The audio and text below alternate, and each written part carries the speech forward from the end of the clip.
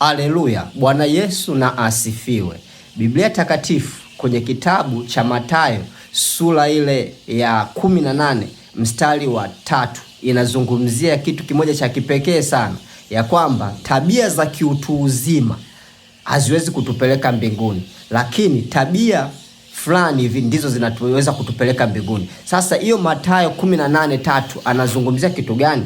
Anasema hivi, akasema, amini nawaambia, msipoongoka na kuwa kama vitoto, yani usipookoka na kuwa kama vitoto, usipomwamini Yesu Kristo. Kuokoka ni kumwamini Yesu Kristo. Alafu kitu cha pili anasema ukawa kama kitoto, hamtaingia kamwe katika ufalme wa mbinguni. Yaani usipookoka na kuishi tabia kama za mtoto mdogo, kamwe hautaingia katika ufalme wa mbinguni. Anaendelea kwa kusema mstari wa 4, basi yeyote ajinyenyekeshaye mwenyewe kama mtoto huyo ndiye aliye mkuu katika ufalme wa mbinguni. Na sifa nyingine anasema, mtu yeyote aliye na moyo wa unyenyekevu kama wa mtoto, na alikuwa anasema hayo akiwa amemshika mtoto, akasema kama mtoto huyo ndiye atakuwa mtu mwenye nafasi ya kubwa kwenye ufalme wa mbinguni.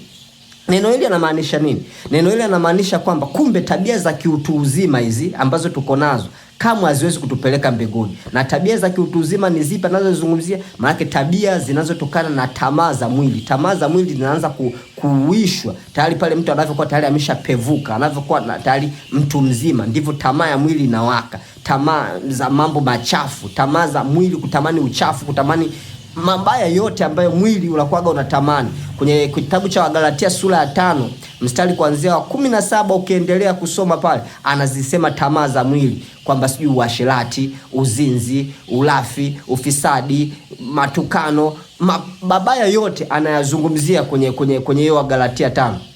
Na hizo zote ndio tunaziita tamaa za mwili. Na Mungu anasema hapa kwamba yeyote asiyekuwa kama mtoto mdogo kamwe hawezi kuingia kwenye ufalme wa mbinguni. Kwa msingi huo, manake tabia za vitoto vidogo au vitoto vichanga ndio kiwango cha utakatifu ambacho Mungu anataka sisi tuwe nacho. Na hiyo ina maana gani? Angalia tabia za vitoto vichanga.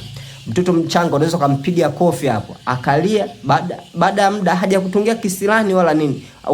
Ukimchekea naye anakuchekea, ana furaha na wewe, hana ila na wewe. Mtoto mchanga atamani ngono, atamani uzinzi, atamani tamaa zozote chafu. Kana moyo safi, kana moyo usio na hatia yoyote. Kwa hiyo kitu anachokizungumzia hapa ni kutengeneza hali ya mioyo yetu kutokuwa na hatia ya namna yoyote, mioyo ya utakatifu, mioyo ya usafi. Iko ndio kigezo cha sisi kumuona Kristo na kuingia kwenye ufalme wa Mungu na kuwa wakuu kwenye ufalme wa Mungu. Kumbe kwenye ufalme wa Mungu pia kuna wakuu kwenye huo ufalme wa Mungu. Yesu Kristo na akubariki sana. Jifunze neno hili, tuishi maisha ya unyenyekevu kama watoto wadogo. Amen.